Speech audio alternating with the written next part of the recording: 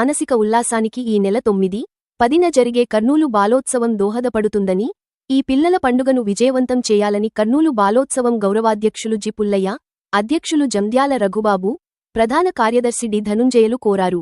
ఈ మేరకు మంగళవారం నగరంలోని ఏ క్యాంప్, మాంటిసోరి పాఠశాలలో విలేకరుల సమావేశం ఏర్పాటు చేశారు. ముందుగా కర్నూలు బాలోత్సవం పూర్వ ప్రధాన కార్యదర్శి జెఎన్ శేషయ్యకు నివాళిగా మౌనం పాటించారు. ఈ సందర్భంగా కర్నూలు బాలోత్సవం లోగో ఆవిష్కరణ చేశారు.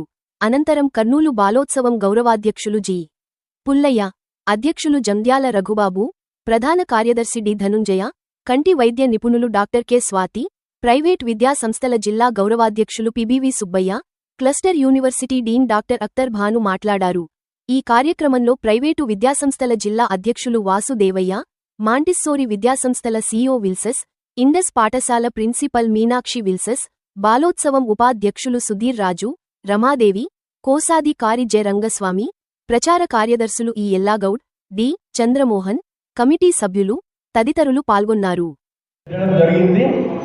ఈ బాలోత్సవంలో మేము 2 రకాల అకాడమిక్, తర్వాత కల్చరల్, 2 చదువుకు సంబంధించినవి కొన్ని, తర్వాత సాంస్కృతిక కార్యక్రమాలు కొన్ని పెట్టి డ్యాన్సులు, ఎలక్ట్యూషన్లు, వ్యాసరచనలు, కోలాటాలు ఇవన్నీ మీకు ప్రోత్సహిస్తాం సోదరులారా. ఇవన్నీ పెట్టి వాళ్ళని ఒక 2 రోజులు హాయిగా ప్రపంచమంతా మర్చిపోయి ఆ 2 రోజులు బాలోత్సవమే అన్నట్లుగా ఒక పండగలాగా చేయడం అన్నది బాలోత్సవం ముఖ్య ఉద్దేశము. నిజంగానే పండగ వాతావరణం ఉంటుంది అక్కడ ఇండస్ క్యాంపస్లో. 2000 మంది పైన పిల్లలు వస్తారు. జడ్జెస్, వాళ్ళని పిలుచుకొచ్చిన టీచర్లు దేనికోసం, ఏ పరీక్షలకో దీనికో కాదు, అక్కడ జరిగే కార్యక్రమాల కోసం. కాబట్టి చాలా వాళ్ళకి అక్కడ పండగ వాతావరణం ఉంటుంది.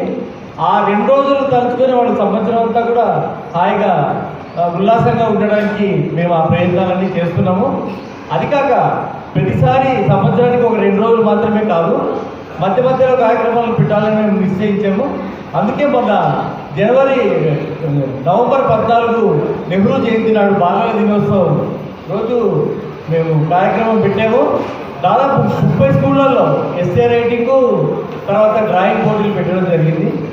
రవీంద్ర ఇప్పుడు కూడా ఈ డిసెంబర్లో అయిపోయాక మేము మళ్ళీ 2-3 నెలలకు ఒక కార్యక్రమం నిర్వహిస్తాం ఖచ్చితంగా, ఏదో ఒకటి పిల్లలకి. ఆ విధంగా చేద్దాం అనుకున్నాము. ఇంకా మళ్ళీ పెద్దలు, తర్వాత ముఖ్యులు చాలామంది ఉన్నారు, డాక్టర్లు, వాళ్ళంతా మాట్లాడాలి. అందుకే ఇప్పుడు రవీంద్ర విద్యా సంస్థల అధినేత శ్రీ పుల్లయ్య గారిని మాట్లాడవలసిందిగా కోరుతున్నాము. వారు మా గౌరవాధ్యక్షులు కూడా. ఏదైనా సరే తల్లిదండ్రులు కూడా కొంత టైం తీసుకొని పిల్లలకు పెద్ద చేద్దామనుకుంటే ఈరోజు ఆశ్చర్యకరమైన విషయము, పిల్లలు పేరెంట్స్ కంటే కూడా ఈ ల్యాప్టాప్స్, ఇక్కడ ఉన్నటువంటి ఫోటోలు వీటికి ఎక్కువ ఆకర్షణ చేస్తున్నారు, కానీ పేరెంట్స్కి ఆకర్షించవస్తుంది. మరి ఇటువంటి సమాజంలో రేపు భవిష్యత్తులో ఏం కోరుకోవాలి, పిల్లలు ఏ విధంగా తయారు చేసుకోవాలి అనేది చాలా పెద్ద ప్రశ్నార్థమవుతుంది. విద్యా సంస్థల వరకు వచ్చినట్లయితే మార్కులు, ర్యాంకులు, సీట్లు అనేటువంటి రేఖలో ఖచ్చితంగా వాళ్ళ మనుగడ కోసము, వాళ్ళ ప్రయత్నాలు వాళ్ళ కోసం తప్ప రేపటి భవిష్యత్తు కోసము చేస్తున్న ప్రయత్నాల్లో ఎటువంటి పిల్లలు కూడాను మనం వేయటం లేదని చెప్పేసి తెలుసుకోవాలి. చాలా బాధాకరమైన విషయము. ఈరోజు మేము విద్యార్థులను అర్థం చేస్తున్నాము. టీచర్ పాఠం చెప్పడము ఒక విధంగా అయితే, మొదట టీచర్ పిల్లల్ని కంట్రోల్ చేసుకోవడం పెద్ద సమస్య అయిపోయింది.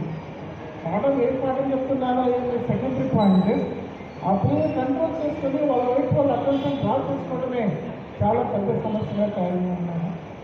ఇటువంటి పరిస్థితుల్లో ఖచ్చితంగా మనము పిల్లలపైన జాగ్రత్త వహించినట్లయితే వాళ్ళ ఆరోగ్యపరంగా అయితేనేమి, మానసిక స్థితి యొక్క అయితేనేమి, సామాజిక స్థితి యొక్క అయితేనేమి, భవిష్యత్తులో ఎటువంటి భారతదేశంలో చూడగలమనేటువంటి పెద్ద ఆందోళనకరమైనటువంటి విషయం.